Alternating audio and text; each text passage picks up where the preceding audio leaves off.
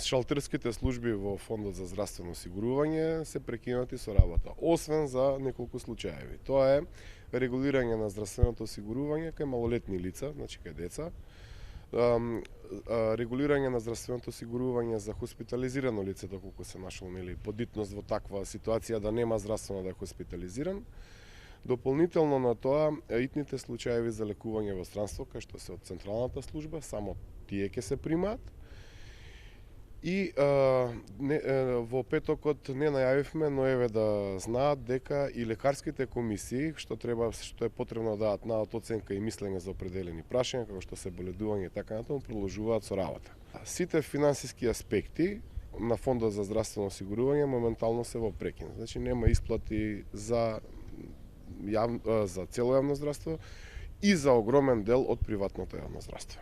Сите финансиски надоместоци кои што директно треба да се одобрат, да се обработат, да се пуштат, се прават од вработени во Фондот за здравствено осигурување и за тоа моментално, како се вика, се блокирани. Потребните средства за до крајот на годината за последните 2 месеци се движат помеѓу 60 и 90 милиони денари. Буџетот на Фондот за здравствено осигурување е 46 милиарди денари и 300 милиони. Станува збор за 0,19% од буџетот на Фонд за здравство. Апелираме до владата на утрешната седница, на која веќе пратевме допис до техничкиот премиер господин Талат Џафери, да отвори точка на дневен ред, да се разгледа оваа наше барање, како што донесува заклучок со препорака управниот одбор да ги намали платите, да донесат нов заклучок со препорака да остане истата вредност на бод.